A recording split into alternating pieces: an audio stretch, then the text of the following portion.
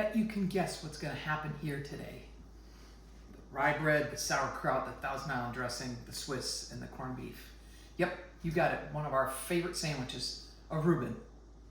Although it sounds German with corned beef and rye bread and sauerkraut, the Reuben is a distinctly American sandwich. A couple of different histories to it, but it was back in the early 1900s, 1920s or so that the sandwich we think was invented. And both stories that I've read say it's attached to a guy named Reuben, so that's how it got its name. There are a lot of different versions of Reubens. Some use pastrami instead of corned beef. If you want to keep the beef out of it, you can make a Rachel, which is turkey instead of the beef. But all New York delis all have a Reuben sandwich. Oftentimes they're pile high and they're a knife and fork sandwich. Today, we're going to put ours between two pieces of bread. So the ingredients for the sandwich are all here, and you're probably wondering why mayo is here.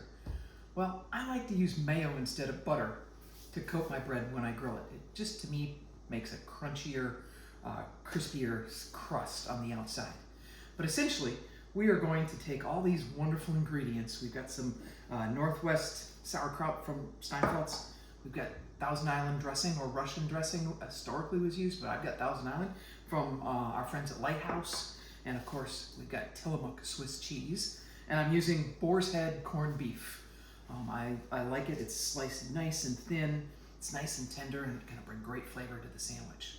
So let's go to the stove, and I'll show you a trick to making sure that your corned beef is warm in the middle and your cheese is melty on both sides.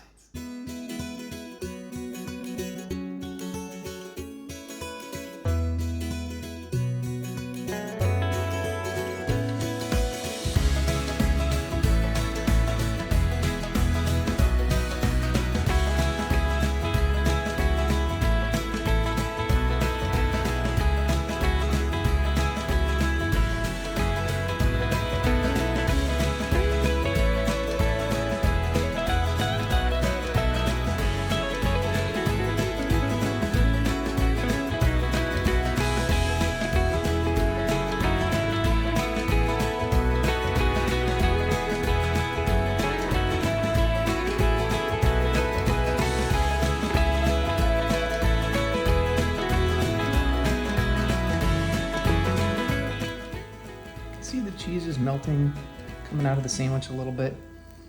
They're ready to go.